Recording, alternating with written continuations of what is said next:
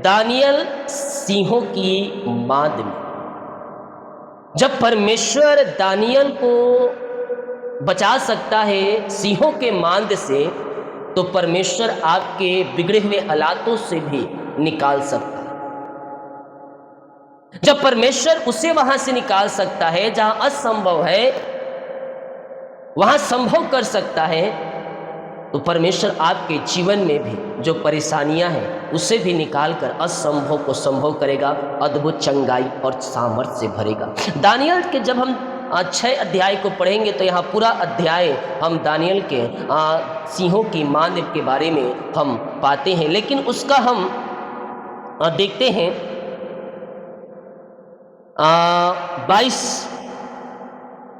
22 वचन को देखते हैं तो यहाँ हम पाते हैं,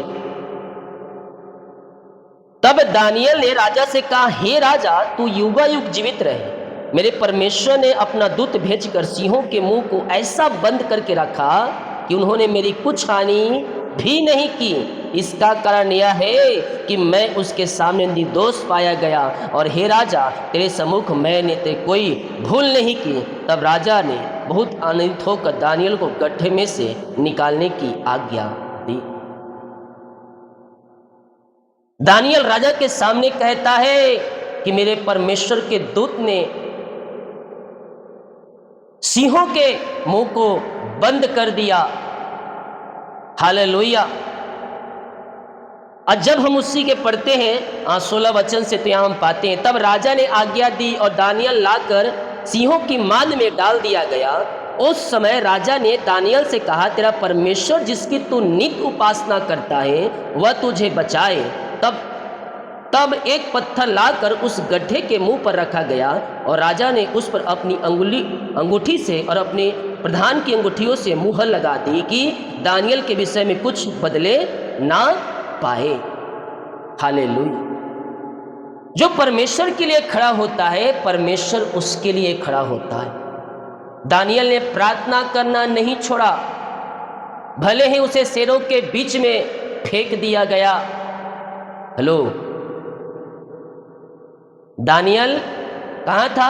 शेरों के मांद में फेंका गया था, और वो दरवाजे पे एक मोहर लगा दिया गया था कि कोई इसकी सहायता ना कर सके, और अपनी अंगूठी और प्रधान की अंगूठियों का मोहर लगा दिया कि उसके कोई भी उसको कुछ ना चेंज कर सके, ना बदल सके। हालेलुया। तो जो परमेश्वर के लिए खड़ा होता है, परमेश्वर उसके लिए खड़ा होता है। दानियल ने प्रार्थना करना नहीं छोड़ा, भले ही उसके सिंहों के मांद में फेंक दिया गया। जब दुनिया तुमसे कहे कि तुम चुप हो जाओ, तो और तुम प्रार्थना करो। हालेलुया। दुनिया जब तुमसे कहे कि तुम चुप हो जा, तो हमें क्या करना है? और प्रार्थना करना है। अगर तू परमेश्वर के खड़ा रहेगा तो वह तुझे हर शेर से बचाएगा। अगर अपने जीवन में तुम पहला स्थान परमेश्वर को दोगे, वो एक शेर के झुंड से भी वो तुम्हें बचाएगा। 1-2 नहीं, 100 शेरों से भी तुम्हें बचाएगा। दानियल क्या किया? वो सिंहों के मांद में वो प्रार्थना जारी रखा। एक पत्थर लाकर उसे गड्ढे के मुंह पर रखा गया। राजा ने उस पर अपनी अंगूठी के और अपने प्रधानों की अंगूठियों मोहर लगा दी, दानियल के विषय में कुछ बदला ना जाए।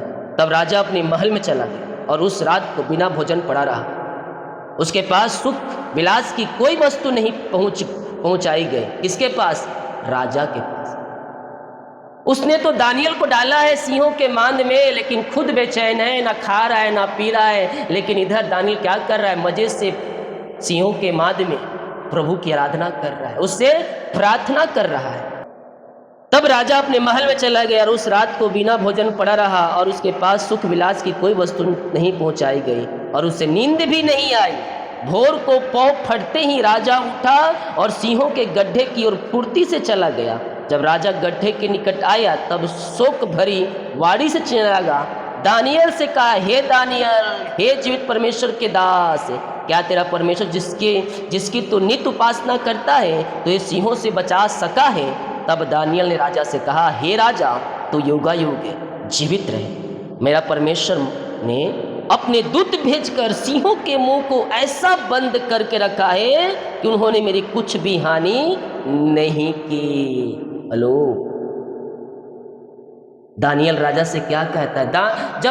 जब राजा दानियल को सिंहों के माद में बंद करके गया होगा और उस पर मोहर लगा दिया होगा, दरवाजे पर, ताला पर अंगूठी अपनी निशान लगा दिया कि कोई से खोल ना पाए, और वो अपने महल में जा गया और उसके पास तो आराम से सो सकता है, चैन से सो सकता था कि आज अपने शत्रु को मैंने सिंहों के माद में डाल दिया और मर जाएगा। लेकिन उस रात राजा सो नहीं पाया, उससे नींद नहीं आया, ना सुख विलास की भोजन वस्तुएं उसके पास पहुंचाई गई, बल्कि रात भर वह क्या किया, वो जागते रहा, यह सोचकर कि क्या वाकई में दानियल जिंदा रहेगा या शेर उसे खा जाएंगे। जैसे ही पौ फटी राजा उठा और सिंहों के गड्ढे की ओर फुर्ती से चला गया।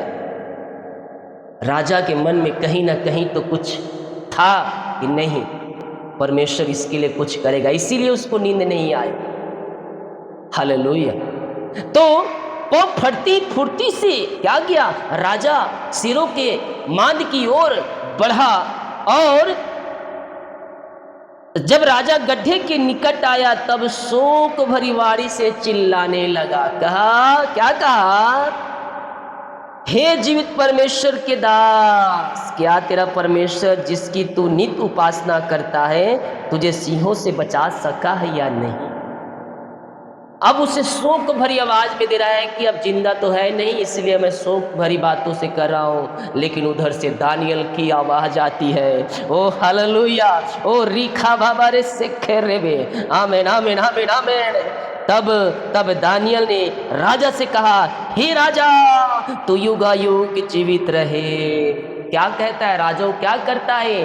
आशीष देता है। क्यों? क्योंकि हम आशीष के वारिस होने के लिए बुलाए गए। हे राजा तू युगायुग जीवित रह। हम आशीष देने वाले हो जाए दूसरों को, श्राप नहीं, हम आशीष देने वाले हो जाए। हमारा परमेश्वर हमें आशीष करने के लिए तैयार। हे राजा युगायुग जीवित रह। मेरे परमेश्वर ने अपना दूत भेजकर, क्या दूत भेजकर?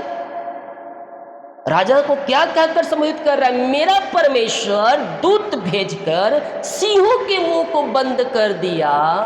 हेलो, क्यों बंद कर दिया? कैसे बंद कर दिया? क्या दानियल वहां सोया था?